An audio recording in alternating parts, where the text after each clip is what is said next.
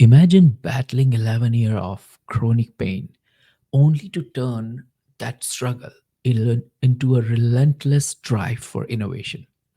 Now, picture building companies that serve giants like UBS Bank, KPMG, and European Banking Authority, all while exploring the cutting edge of AI and Web3.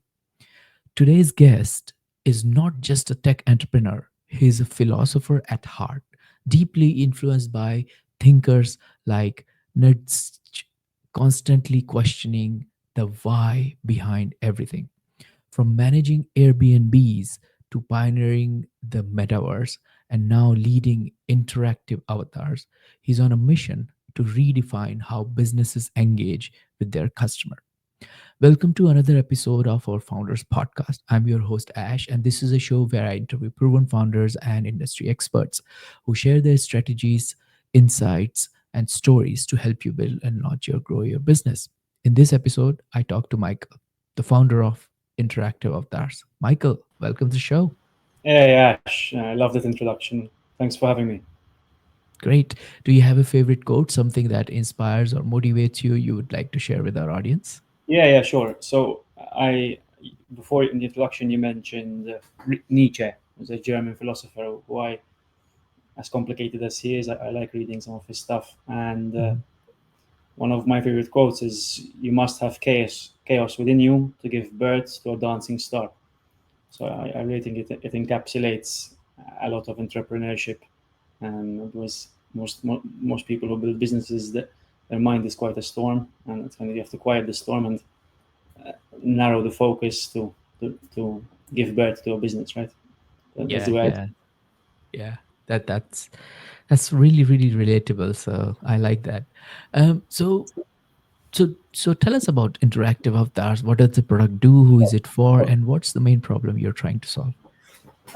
So I mean, what we're doing with interactive avatars is taking advantage of LLMs to create interactive avatars for businesses, for brands, etc. So a use case could be a chatbot, but instead of the your average text chatbot, you have a high quality, Mhm. photorealistic brand ambassador. Another use case would be, say, you're in a museum and you're looking at a certain sculpture or something. There'll be a QR code, which when you Mhm. scan on your phone, you'll be speaking to said historical character. And what we found is that businesses are very interested, but for them, there's also barriers to entry because it requires setting up the LLM knowledge. It requires ensuring that the lip syncing is fine. So Mhm. we built that tool to allow businesses to do it very seamlessly on a SaaS model. Hmm, interesting. And what else the businesses could do with these avatars? Well, everything that includes customer engagement, right? Hmm. So, I mean, I'll give you an example of one of our clients is a supermarket. Mhm. So supermarkets are relatively, at least the bigger ones, a lot of questions asked to employees of where X food is, where Y is food. So Mhm. what we did was set up a stand for a client, and they, instead of asking employees, we simply go to the avatar and say, "Hey, where's the milk?" And it tells you right, left, center. Mhm. So there are multiple uses, multiple use cases, and a lot of industries which could benefit from this tool. Can it also be used for marketing purposes? For 100%. example, yeah. 100%. Oh, Yeah. okay. So it does the marketing for you 24/7. So for example, one of the clients I'm speaking to now is a party. They Mhm. organize festivals, and we're thinking of creating a ticket seller, right? Mhm. So you scan a QR code, be it outside or on the site, and this woman or man informs you what tickets to buy. So that's Awesome. marketing, right? It's 24/7, always available. Perfect. Perfect. So not just the support or knowledge base, but marketing, potentially uh, learning for employees. Yeah, Um, training, education, um, learning from books. So mhm. manuals is another thing which we're trying to target. So Mhm. manuals are relatively daunting, at least from my end. Yeah, yeah, yeah. About you? But yeah, there's Cool, a lot of use cases. cool, cool.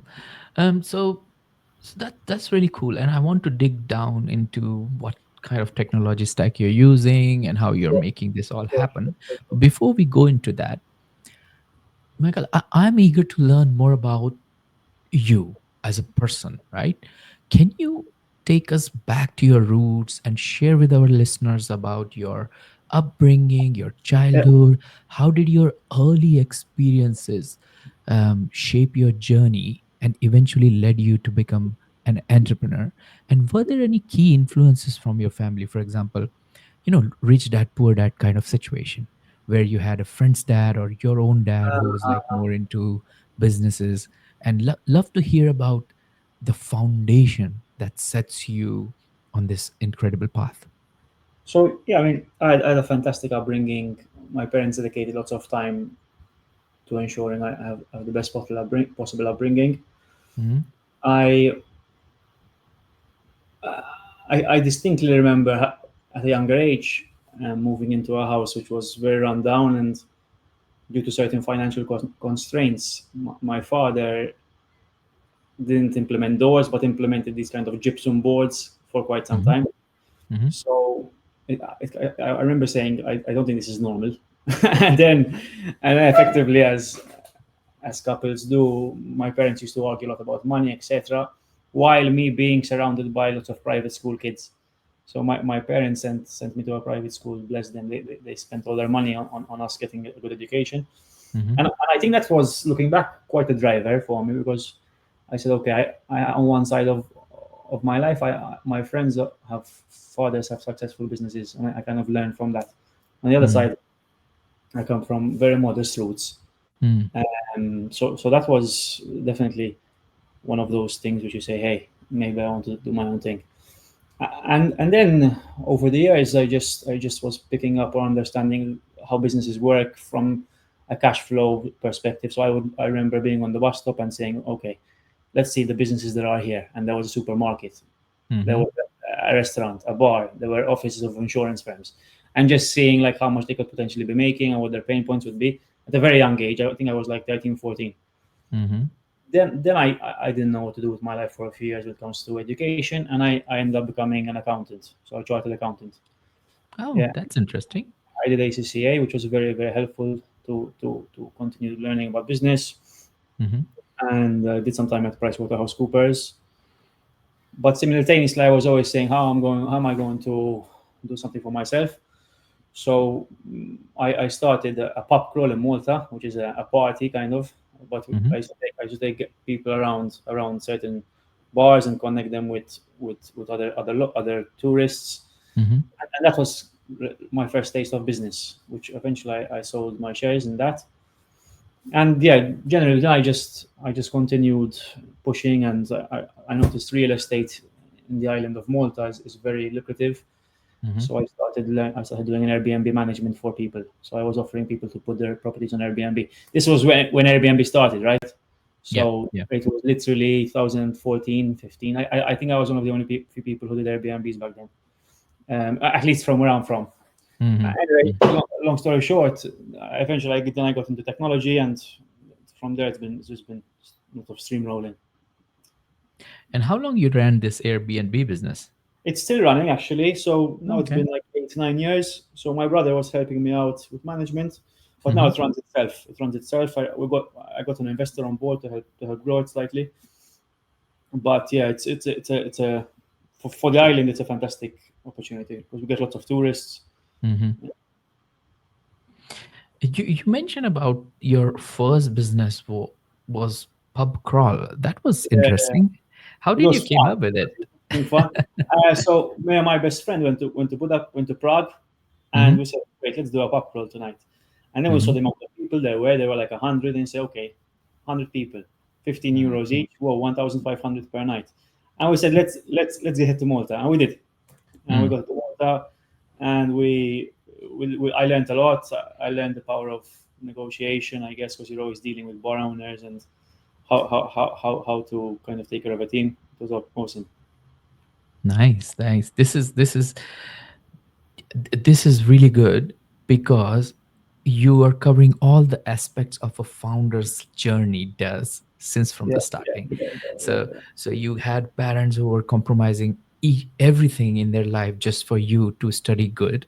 Then Yeah. you had these um, friends of yours which might be still your friends, but you Yeah, of saw course. the differences between their lifestyle and everything, so that gave you this push early in the age.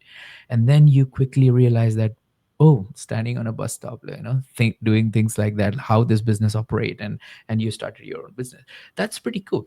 So let's jump into the next part of your life where you Yeah, started getting into the tech. Is yeah. this your first business, interactive avatars in It's tech world? it's the first business which I own 100% of, in the tech Right. world, Mm-hmm. right? So before this, I actually got into tech because I joined the startup Metaverse Architects, Mm-hmm. where I ended up becoming the CEO of the company, and I had equity as well. Mm-hmm. Um, that was from 2021, I believe, 2023, 24. But this is the first business I have full control over, from product to marketing to sales to customer success, etc. Oh, that's good. So when you say startup metaverse architect, is this the accelerator program from Meta? No, that's actually a great question, and I think in hindsight we should have done it. But we Metaverse Architects is an actual brand, and it's we basically we aided companies who were buying and who were using virtual worlds like Roblox, Fortnite, Decentraland, Sandbox. So Mm-hmm. we used to be the 3D arm, right? So we had some excellent 3D developers, 3D modelers, and some 3D developers. And they used to work with TypeScript, etc. Oh, that's great. That's great. So I think that's where you got your first taste of Yeah, yeah, yeah, yeah, yeah, yeah. I the. was coming out of working in finance and also having the Airbnb business. So very traditional company, very traditional from a business model point of view. Mm, But my exposure to the startup world gave me so much thrill that I said I have to continue in this space, because it's all right. It takes a lot out of you, but I think being in a startup really exposes your weaknesses to a certain extent that you have to improve, and both as a mm, person and as a businessman, because you're indeed. always on the line, literally always. Uh, Always, always. Yeah. and yeah, and I fell in love with it. Mm, mm. So let's talk about interactive avatars then. Sure. When did you first? What's the story? Where did you find Sure, like, sure. okay, I So have to do it this so today now? effectively, the story was I was in Florence, and I Mm-hmm. was doing a walking tour, Mm-hmm. and the guide mentioned Michelangelo in a piazza, how he used to sculpt a lot of sculptures in public, and I said that's unbelievable. I Mm, said I really wish I could build something so for people to actually speak to Michelangelo. mm-hmm. And through a number of different iterations, I kind of came up with first an interactive augmented reality product, which was built on Unity, Mm-hmm. which was location based. So I placed I set certain avatars in specific locations around the world Mm-hmm. using Niantic's SDK. But I noticed that, hey, the quality of the augmented reality avatars is very low, and the fact that it's a mobile app, there's a lot of barriers to entry. So I Mm, said, okay, what can I do to kind of stay in the same line but also add value? And I said, let me create a tool which allows businesses to create their own, instead of me mm, creating one and being B2C. I'll go for mm. a B2B SaaS model. Yeah. And yeah, that's how we got here right now. Oh, that's perfect. So looking at the tilted monument, you got the idea in Florence then. Yeah, yeah, yeah. And I remember being in Florence, and I was with my girlfriend. And I'm the type of guy that when I get something in my head, I kind of need to write stuff down. And she's Yeah. like, Mike, you're always thinking. I'm like, I'm sorry, I need to go home and like write for at least an hour, and then we'll continue the rest of the holiday. So that's Yeah. what I did. To see what competition there is in the space, how viable it would be, what the tech stack would be, blah blah blah. That is amazing, man. That is amazing. And tell me about um what was your first either it could be research or it could be finding into the market. What was the first moment when you realize, okay, this could be a profitable business? Because not Yeah, every yeah, idea could bring you a lot of money, right? 100%. And in hindsight, I kind of wish I did more homework on the first iteration because I took a couple of months building the application, but I learned a lot. Mm. Um, no, so effectively, I, I estimated the costs, or more than estimated, I quantified it through OpenAI API calls, through 11 Labs calls, etc. So, Mm-hmm. so you understand. And I tested the market by asking how much would you be willing to pay, right? And you kind of find a bit of a price point from there. And then if it's significantly much higher than your operating costs, you say, okay, let's go ahead. Mm. That's the let's build a skeleton and let's move from there. Indeed, indeed. Okay. So you quantify it based on the different APIs from, let's say, OpenAI Yeah, yeah, or other yeah, companies you're going to be using. Um, and then you, but still, okay, let me ask this question in a different way then. How did you find your first customer who was ready to pay you? a podcast. Oh, perfect. Tell us about the story. How did it go? So I actually I did a podcast uh, 4 months ago now, Mm-hmm. and I told him, listen, I mean, if you want, I can create one for you and put it on your website. And he said, okay. I said, we'll do it. I said, we'll do it free of charge. Mm-hmm. And we did it free of charge for a month. It worked well, and we basically decided to have a monthly retainer. Okay, so you created a free Yeah. website So for a no, podcast. he had a website about his tech business, and I Uh-huh. said, listen, if you want, I can recreate an interactive avatar of you. I just need your Mm-hmm. voice. Give me the knowledge base, and we'll put something together. And Okay. and then I sent him an embedded link, and he just has to embed it on his WordPress website. So it is still working? Yes, of course. Yeah. Can we do something very, very spontaneous? Can we have a look at it if Sure. that's okay with you? Yeah. Do you, I can share my screen, or if you want to share, that's fine with me. Yeah, yeah, no worries. Here you go. Okay, let's have a look. I'm gonna share my screen now. So it's a cultural product. Okay. You can, oh, there you go. Your screen is on the share. Perfect. Let me show it to our listeners. So, hello everyone, look at this. This is Cultura, and this is a product created by Michael. It's a 3D product, and it can talk to you. Oh, Yeah. that looks really good. How So does that work? that's Aristotle Hello, actually. how can I assist you today?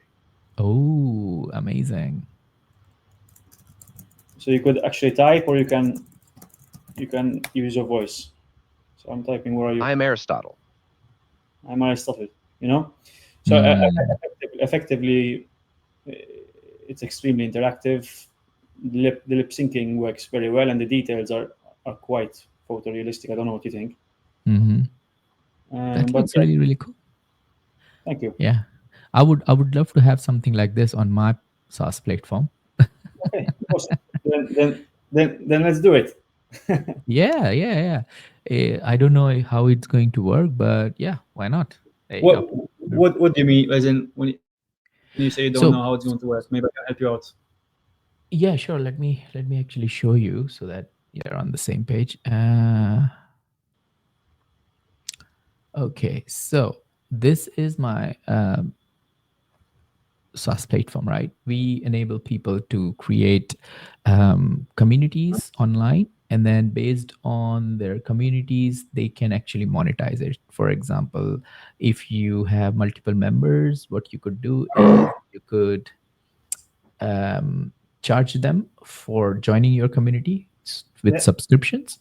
You yeah. can sell digital products, you can create blog posts, you can create courses, you can create resources, all these kind of things, but inside a community, right? So Okay.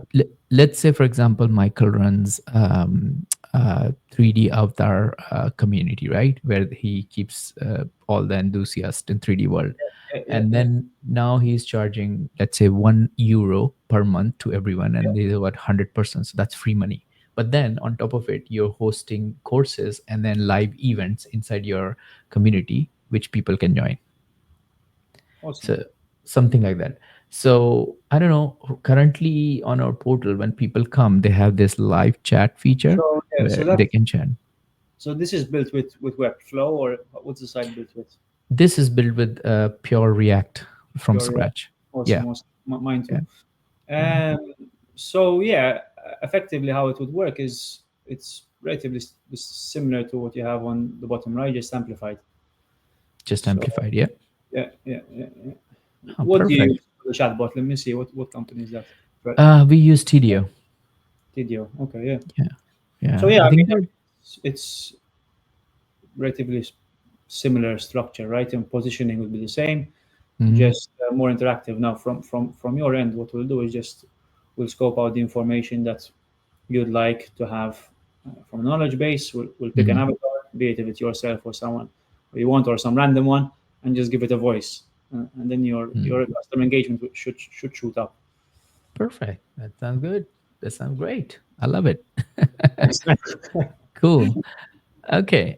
So yeah, let's talk further more about then the business. So you said that the first customer you found was on a podcast.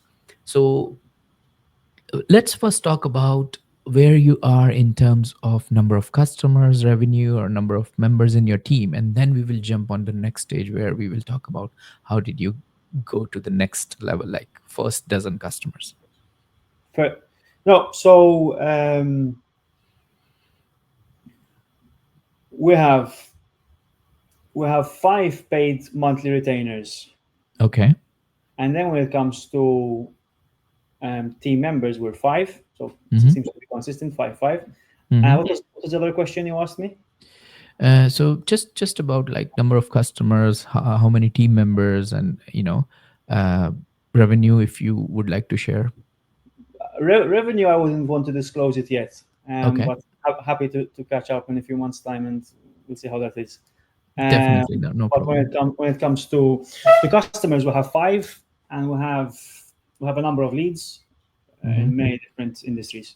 So now it's a matter of kind of doubling down on sales. So we've really been very quiet when it comes to marketing and when it comes to sales because of the fact we've been trying to improve the quality of the avatar substantially. Mm-hmm. So when I actually closed my first deal, the avatar was remarkably amateur.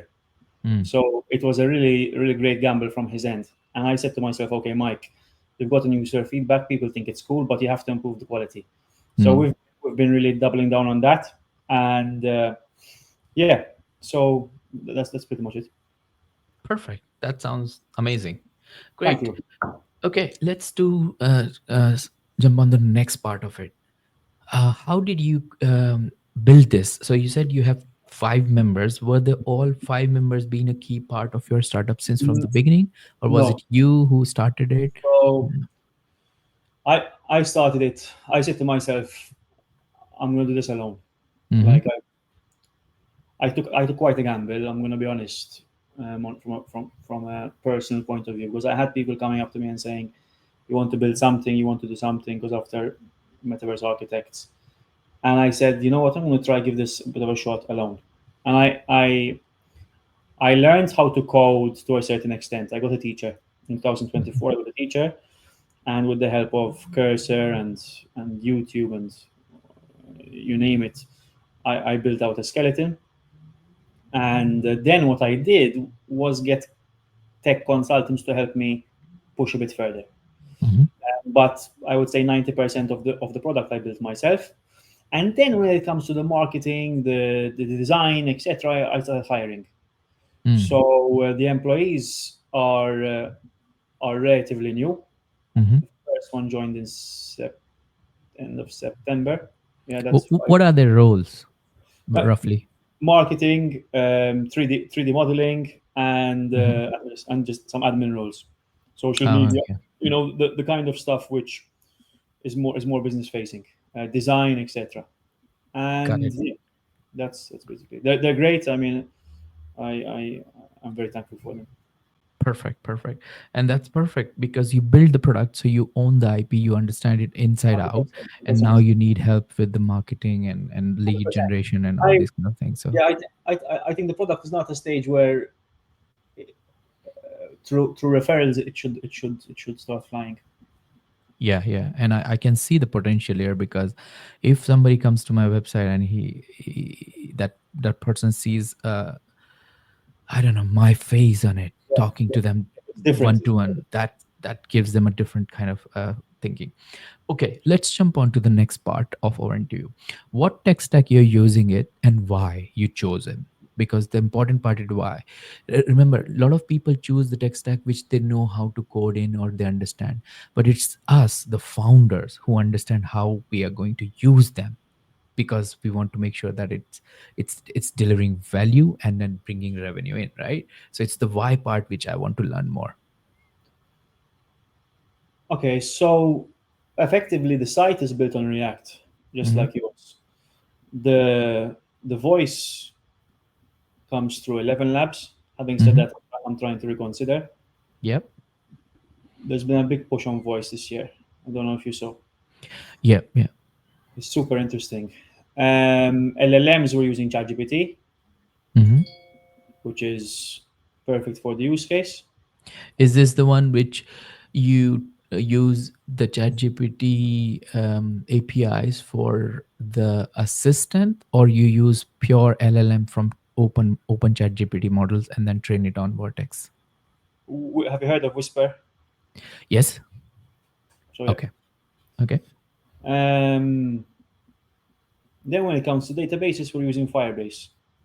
Oh, that's So straightforward. Yeah. that's relatively straightforward. So yeah, that's Yeah. the mix. Okay. What are you building the 3D models on? React 3.js. Oh, okay. It's fantastic. Mm-hmm. So that was actually one thing I needed lots of help on. Mm. I wasn't able to figure it out. There were some things that like required years of experience. I kept on having errors, and there's a really great forum for Web3.js. I don't know if you ever get down to it. They really help, Mm-hmm. and you can find some good consultants there. So yeah, now Perfect. why I mean React is light. Firebase is what I actually figured out was going to be the best solution. I think most of the tools you mentioned are pretty straightforward, except I think Whisper. Why Whisper?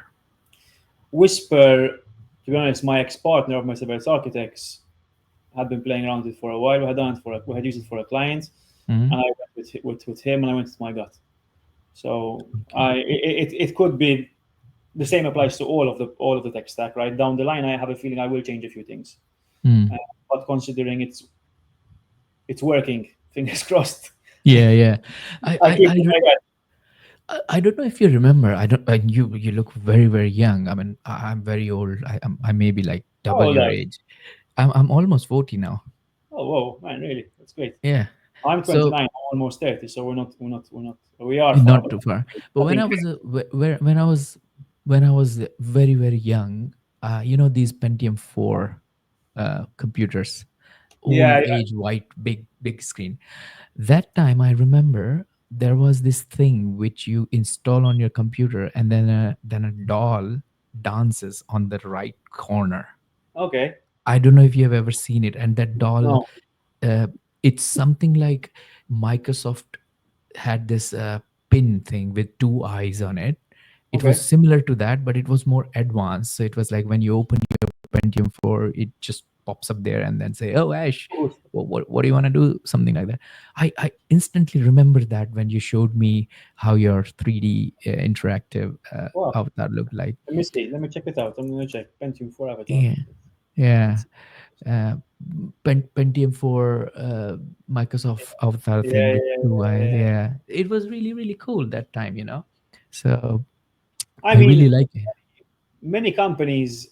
So obviously, being in the industry, you obviously start noticing like how people are using these brand ambassadors, digital ones. Mm, Many companies have been using them, but they'll be pre-programmed, right? The beauty of yeah, AI is that it's fully interactive, yeah.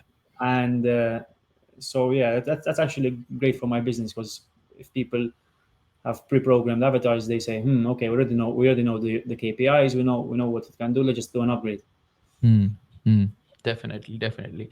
And then how are you enabling users? For example, let's say if I want to use it, uh, I think you building a SaaS product, right? So you don't want So to I, handhold me. yeah. So the idea right now is I'm really trying to develop a great relationship with my users. Mm, It's a great question because I actually built the product first as a fully fledged automated SaaS product where you can go on, sign up, create everything yourself. But then I noticed that like that I'm not really speaking to the users. So what I'm doing is I'm marketing, I'm showing the use of the product, and then I'm actually sitting down with the founders or the clients, and we're scoping out what they want from it, and then eventually we'll just send them the piece of code that they can implement it into their product. cool, So it's very hand holding, yes. cool. That's really cool. Okay, let's move to the next part, which is business, right? We know we are product people. We know we put our hearts into it to make it pixel perfect. We know we are so proud of it because it's our baby. But what matters is when it delivers value, right? Agreed. What is your step by step process or SOP in place to get customers inside the door? Are you doing outbound marketing? Are you doing Yes. inbound marketing with the content? What is It's the like process? it's like you're in my head, Ash. Literally. Mm, I am at a stage where I'm using my network to get meetings in the door. mm-hmm, But obviously my network can only leverage a certain amount. Having said that, the conversion is much higher mm-hmm, because if for example ex clients, whatever, ex colleagues, ex partners, then what I'm playing with is the use of outbound cold emails. I'm mm-hmm, going to be honest, I had done it in my old business and it didn't work well. And I'm not 100% sure of it. I'm seeing a lot of success stories on LinkedIn and Twitter, mm-hmm, be it with companies like Instantly or Salesforge, etc. I have a feeling for Metaverse Architects, I made a mistake because I didn't warm up the emails. I don't know if you've ever done it before, but you apparently have to warm up the emails for 2 weeks so that Google doesn't flag you as kind of spam, mm. which so obviously you don't end up in the spam folder of the receiver. Yeah, Um, yeah. so that is my next strategy, Mm, um, and then effectively we have a cool campaign coming up where we're going to be demonstrating the use of our product with historical figures. So we're going to get mm. sculptures. In fact, let me show you. Let me show you Oh, what good. for Cleopatra. Ah, Yeah. I sent it to the guys in I like marketing. that. I like sound of that. We I've been also, a fan of Cleopatra since from that Mummy movie where she appeared yeah. She as was a great. villain, right? She I've been was a great. fan of it. I think a lot of people actually have. So this is up and coming, right? I'll be You creating the have content to very shortly. share your screen. Yeah. Yeah. Just give me a second. I'm gonna open the email and I'm gonna show you what we did.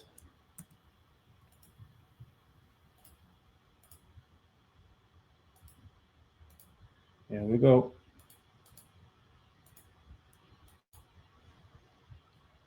Share my screen. Present. Share screen. While you're opening it, let me tell you about a friend. I interviewed him on my show, and he became a very good friend of mine. And Uh-huh. he moved to Dubai recently, just because Okay. of taxation and everything. But Okay. he's quite big with email marketing, especially outbound marketing. Okay. So if you want, I can Okay. connect you with him. 100%. I'd love to speak to people like that and to him, Yeah, especially since you know him, because they have a very interesting business model. I want to be convinced on the utility a bit more. That's all. So sure. this is what we have, a bust of Cleopatra, and Mm-hmm. through some research we kind of sculpted out this, which is beautiful, right? Mm-hmm. Definitely. What you need to do is you need to create some controversial faces. Maybe you can use Trump. Maybe you can use some new PMs coming into the Yeah. office, and then potentially launch this campaign and say, "Oh, do you want me to be your gatekeeper?" That's something which I'm sure will do well. So now it's just a Yeah, matter of A/B testing.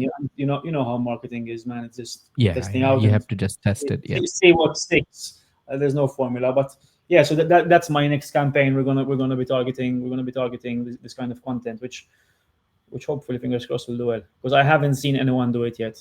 So Hmm. Yeah, no, definitely. I haven't seen it either. Cool. That's really, really good.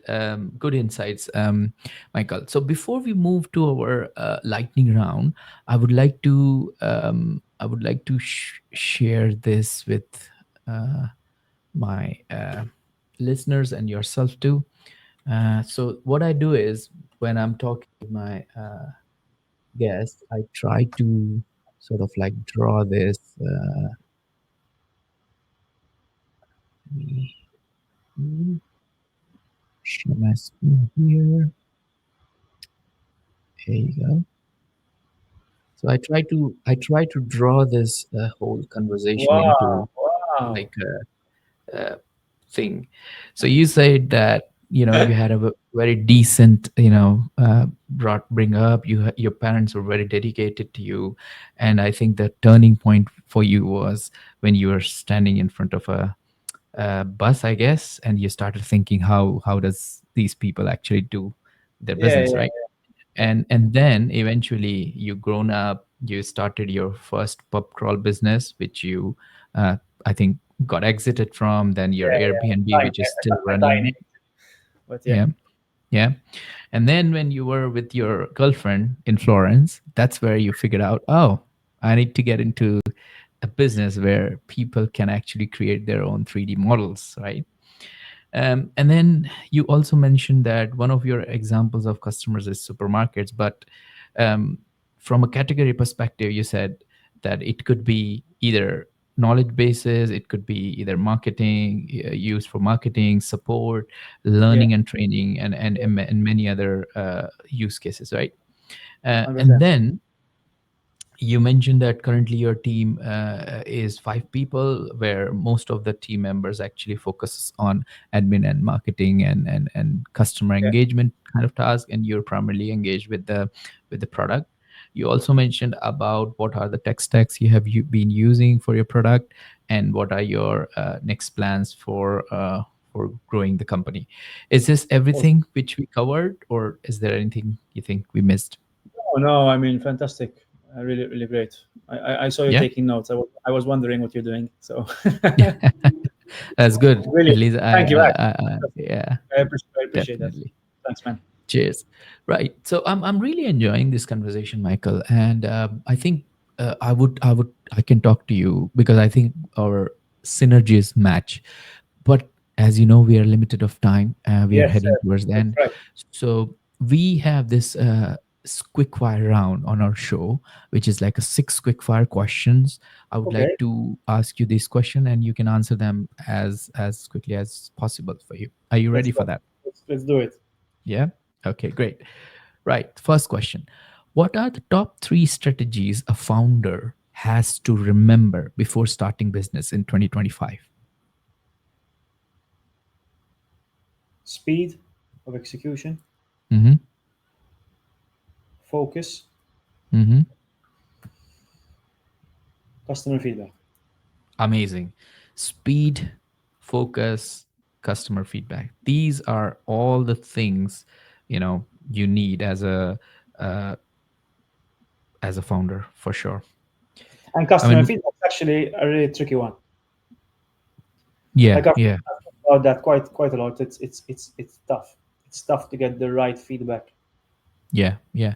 I mean, I have built Reddit is one place you can get unfiltered, brilliant feedback for anyone listening. definitely, So yeah. if we haven't given that a shot, Definitely, definitely. I mean, I built whole my SaaS based on customer feedback. I just tried to speak with them, and then whatever they ask me to do, I'll just keep doing it. So thanks for that.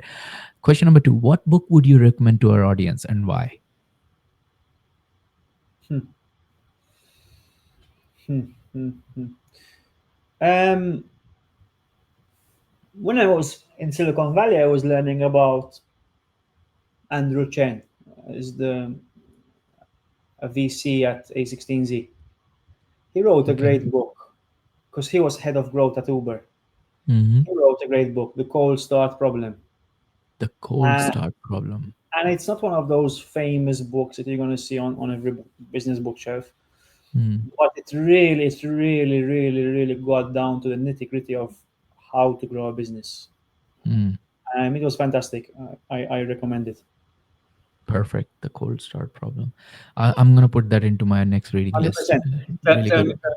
Tell me how that goes for you. Yep. Yep. What's one attribute or characteristic in your mind of a successful founder? It's perseverance for sure. Mm, But it's perseverance. Great. it's Yeah. a tough, tough, tough life. What's your favorite personal productivity tool or habit? Hmm. Tool or habit? Tool or habit? I mean, it depends on what context of the business you're in, I guess. But for development, Cursor was really helpful.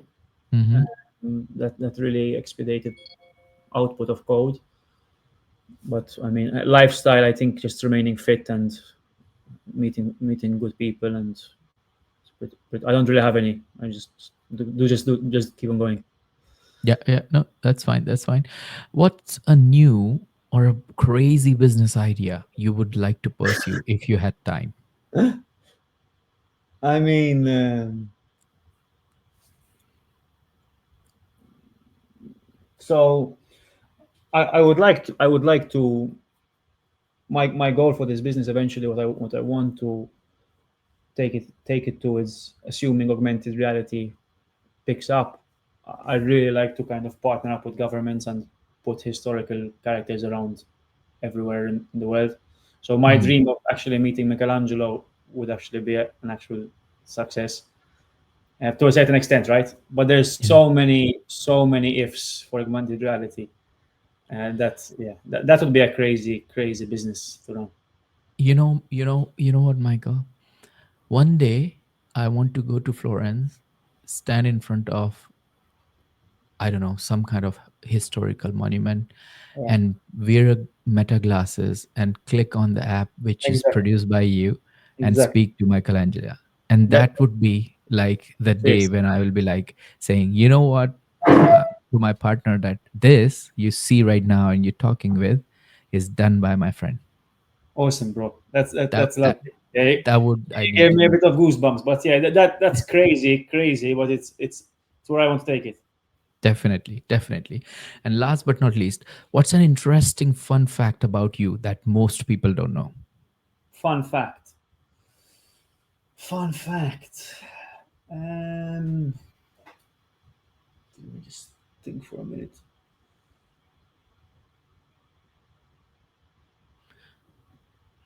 Um, I've done lots of fun things in my life. I